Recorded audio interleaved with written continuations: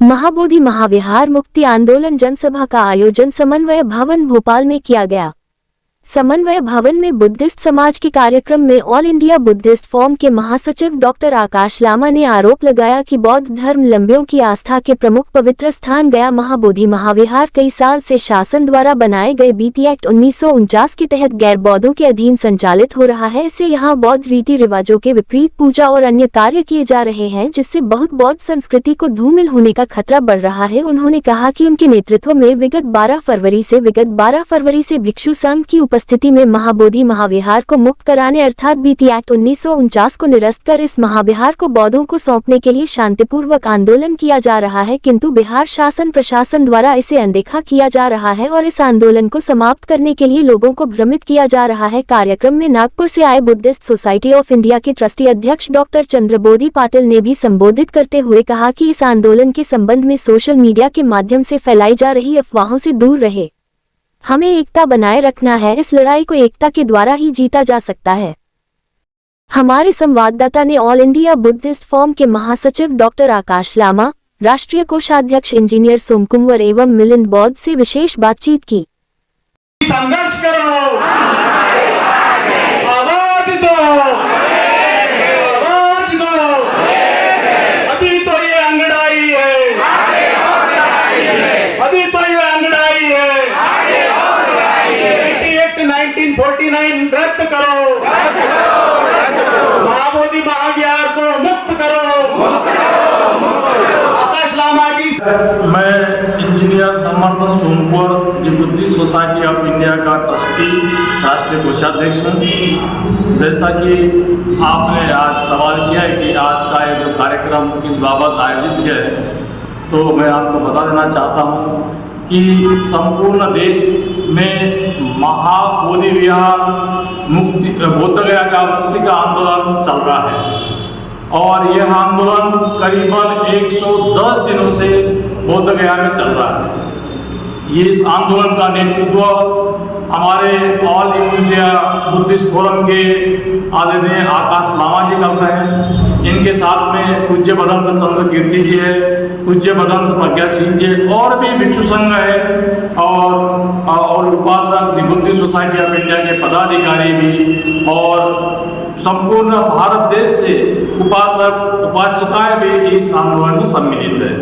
इस आंदोलन में ये पूर्णिमा को 12 मई को जो पूर्णिमा हुई उस समय कुछ भ्रांतियां फैली, कुछ वाद विवाद हुए, तो इस संबंध में थोड़ा सा इस आंदोलन में लोगों को भ्रम पैदा किया गया और इसीलिए इस आंदोलन को और भी अच्छी गति मिले, लोगों का भ्रम दूर हो, इसलिए आकाश लामा जी और जो आंदोलन के सहयोगी संगठन है इनने निर्णय लिया है कि इस आंदोलन में जिन जिन प्रदेशों से अच्छी भारी संख्या में लोग आए थे, जैसे महाराष्ट्र, मध्य प्रदेश, छत्तीसगढ़, यहाँ की बुद्धिस्ट जनता इस आंदोलन में काफी मात्रा में भाग लिया था। इनने तन मन धन से सहयोग किया था। इन राज्यों का चुनाव करके इन राज्यों में अलग अलग सभाएं ले रहे हैं। इस आंदोलन की क्या भूमिका रही, किस प्रकार से आंदोलन को आगे बढ़ाया जा रहा है, यह जो महाबोधि महाविहार किस प्रकार से मुक्त कर सकते हैं, ये सारी पूरी प्लानिंग करके हमारे आकाश लामा जी यहाँ लोगों के शंकाएं दूर कर रहे हैं। जो महाबोधि विहार का जो पुराना बीटी एक्ट 1949 लागू किया था, इसमें हिंदू पदाधिकारी भी 4 बुद्धिस्ट पदाधिकारी हैं और एक जिले के कलेक्टर वो भी हिंदू होना चाहिए, इस प्रकार की व्यवस्था है। इस व्यवस्था को खत्म करके यह विहार बुद्धों के हवाले करने का इस आंदोलन का एक मकसद है और इसी के लिए हमारे भिक्षु संघ और समस्त पदाधिकारी यहाँ आए हुए हैं। आगे पूरे राज्यों का ये समर्थन ले जाके और भी बुद्ध गया में इस आंदोलन की निरंतरता बनाए रखना है।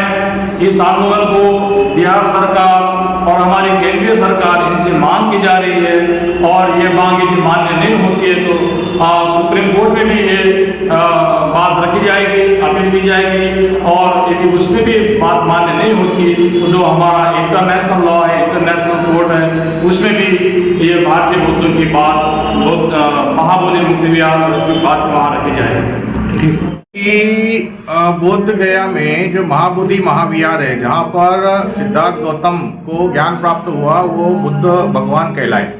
जो उन्होंने ज्ञान की खोज किया था वो जगह है महाबोधि महाविहार, बोध गया उसको बोलते हैं, उसका नाम है बिहार राज्य में। तो ये लगभग 135 साल से ब्राह्मणों के कब्जे में है। ब्राह्मणों ने उसके ऊपर में कब्जा करके रखा है। जैसे मुसलमानों का जो स्थान होता है मुस्लिमों के हाथ में होता है, हिंदुओं का मंदिर हिंदुओं के हाथ में होता है, क्रिश्चियन का गिरजाघर उनके हाथ में होता है, तो मंदिर हिंदुओं को, मस्जिद मुसलमानों को, गिरजाघर उनके ईसाइयों को, सिखों को उनका गुरुद्वारा मिलना चाहिए ना। ये नियम है, कानून है, पूरे देश में नहीं तो पूरी दुनिया का ये नियम है। लेकिन ये ऐसा एक बुद्ध विहार है जहाँ बुद्ध को ज्ञान मिला है, यानी बुद्ध बने हैं उस जगह बैठ करके, जो ज्ञान प्राप्त किया है। दुनिया के बौद्धों के लिए ये पूजनीय जगह है, बहुत ही पूजनीय जगह है। जैसे मक्का मदीना हमारे लिए, जैसे गंगा नदी है, हमारा इलाहाबाद है, अयोध्या है, ये जैसे हमारे हिंदू भाइयों का है, उसी तरह से बौद्धों के लिए बोध गया है।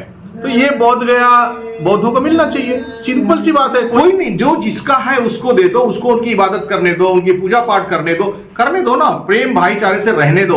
ये सबका देश है, सब धर्म के लोग, जैसे फुलवारी होती है ना, गुलदस्ता होता है, सभी तरह के फूल होते हैं ना, ऐसा हमारा ये देश है। तो ये देश महकने दो, फूलों की तरह, एक गुलदस्ते की तरह महकने दो, सबको जीने का अधिकार दो। ये हमारी डिमांड है, यही मांग है। किसी से कोई लड़ाई नहीं है, हमारी न्याय की लड़ाई है। संविधान को इम्प्लीमेंट करो, संविधान लागू करो, आर्टिकल 13 को लागू करो और बीटी एक्ट को रद्द करो। भोपाल में जो अभी सभा हुई है, विशेष करके जब हम लोग धरना जो चल रहा है महाबोधि महाविहार बोध गया में, तो वहाँ पर अभी आज 112वां दिन है। अभी मेरे को खबर मिला है भंते शिलानंद महाथेरो जी बीमार हो गए हैं, क्योंकि भंते शिलानंद महाथेरो जब से आए हैं अभी लगभग 2 महीने 2.5 महीने से है, अभी अन्न नहीं, जो हार्ड फूड है वो अभी तक है ही नहीं है, सिर्फ जूस और फल फूल में ही वो है। तो उनका तबीयत अचानक से ख़राब हो गया है।